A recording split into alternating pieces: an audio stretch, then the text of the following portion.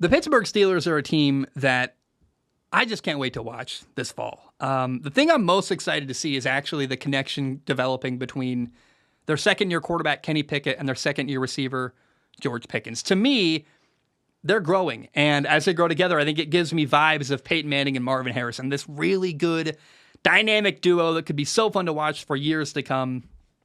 I believe George Pickens is about to have a breakout year. If you've been watching Steelers training camp, he's been having catch after catch, making play after play. They also have other receivers, got Deontay Johnson and Allen Robinson. Allen Robinson's a big question mark. He played for years in Chicago with not a great quarterback. He was in L.A. with the Rams last year. I want to see Allen Robinson. Was that 2 years ago? That's crazy. Like, Allen Robinson's done very little, despite being a great quarterback. Hasn't done a lot during his NFL career. I am hoping that this year in Pittsburgh, Allen Robinson has a good enough quarterback to finally show what he can do. I really like the Steelers tight end, Pat Freiermuth. He's all reliable. He's got good hands inside. I really trust him. He reminds me of like Heath Miller back in the day. And another thing I really love about this Steelers football team, this is the best offensive line in years in Pittsburgh. Everyone on their offensive line is under 30, which is a really encouraging thing. It's a young group. They added guard Isaac Seumalo. I love him. They got a rookie 14th overall pick, Broderick Jones, who's going to be starting at left tackle. So I think now having a starting left tackle who's a rookie also means growing pains. It's not going to be man from heaven immediately. It might take a couple weeks for him to settle in. And look at Seattle. Seattle had 2 rookie tackles last year, and they were hit and miss at times. I mean, they really kind of struggled. Abraham Lucas, Charles Cross. They're going to be better this year, I think, in Seattle. But having a rookie tackle, it's great for your future. It might hurt you early on during the year. But I still find the offensive line in Pittsburgh is the most encouraging thing I've seen in a long, long time from that group in Pittsburgh. The best player by far in Pittsburgh is their pass rusher, TJ Watt. He is just a terrifying force. I would not want to play against him as an opposing quarterback. No way. I'm like, nope. We're playing who this week? Hey, does a backup maybe want to play? I'm not sure. Obviously, I wouldn't do that. But, man, TJ Watt is he's crazy, man. He's so good. I like their secondary. They got safeties, Minkah Fitzpatrick, DeMonte Casey. Corner's really interesting for Pittsburgh this year. They have this polar opposite group. You've got on one side Patrick Peterson, a 33-year-old veteran who feels like he's played for every NFL team under the sun. And then you got a rookie on the other side, Joey Porter Jr. And I'm really excited for Joey Porter Jr. to play with Patrick Peterson and have a guy he can watch and learn from and kind of work as a mentor, because Patrick Peterson, he's hard to hate. He's hard to criticize. He's done so many good things throughout his career. He's a solid pro. He's done just a lot of stuff at a high level in the NFL. I can't think of a better guy for Joey Porter to work with and learn from than Patrick Peterson, actually. I think that's awesome. One weakness for the Steelers defense, in my opinion, is they're weaker at inside linebacker. I think it's going to hurt them in the run defense, but in a passing league, if you're weak at inside linebacker, I can handle that. If you're going to be weak at any position, inside linebacker ain't that bad. I mean, that's a pill I can swallow. Now, it does suck. They play Baltimore and Cleveland twice, who, both of those teams run the ball well between the tackles. That's not great. But outside of their division, I think having a weaker inside linebacking group isn't the end of the world at all.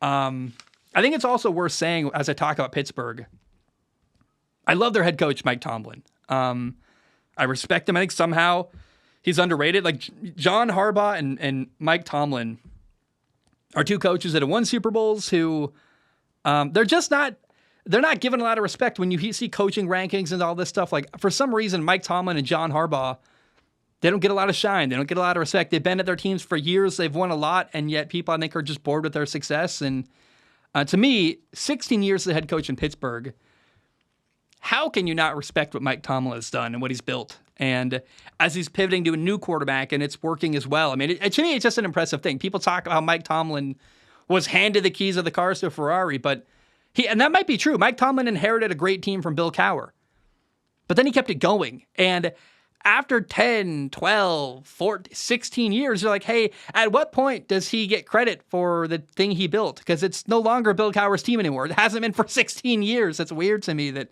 no one talks about the sustained success Mike Tomlin's had, other than they've had a winning year every year, basically, is the only thing you see occasionally mentioned because it's this cool streak, but it doesn't feel like a sense of respect. It feels like, oh, look at this cool thing he's doing.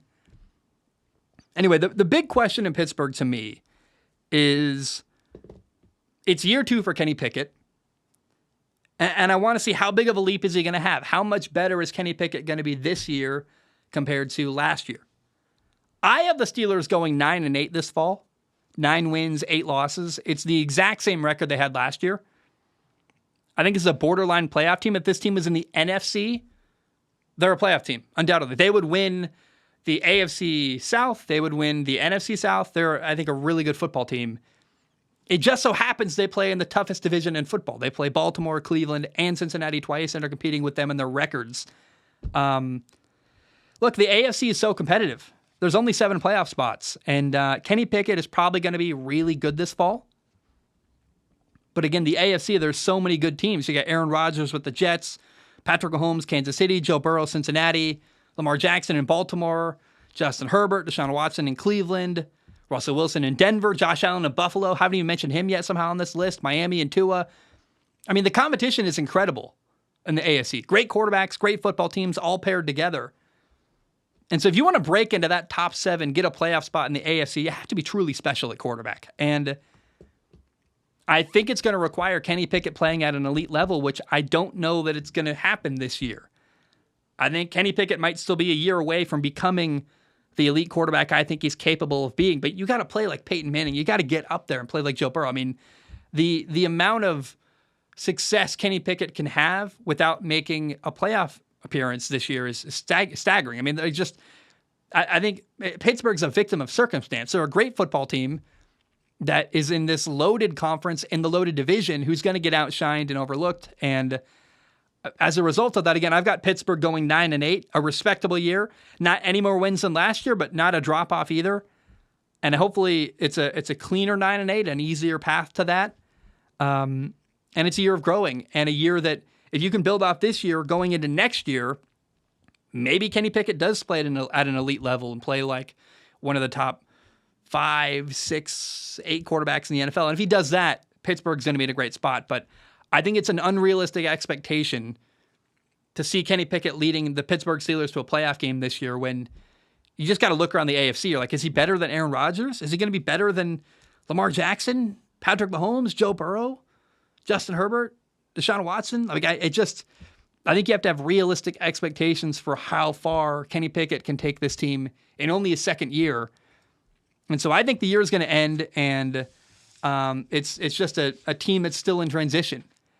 And to me, I have the Steelers going 9-8 this year, and I think this year is about building for your future and developing your young quarterback. But I think at the end of the year, Week 18 comes, the Steelers aren't in the playoffs. If they're 9-8 and this really comes to pass, then I think Steelers fans are going to look in the mirror and say, it was a good year.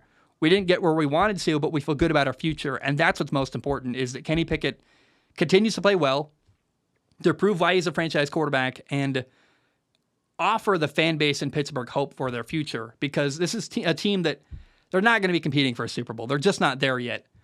And you have to acknowledge they're still a team in transition and let them do that. So I'm begging Steelers fans, be patient with your team. Be patient with your young quarterback. And remember that they're playing in the toughest division in football. And that's a really tough situation for a team that I think normally would be a borderline playoff team, but this year is going to get massively outshined by everyone else in the AFC.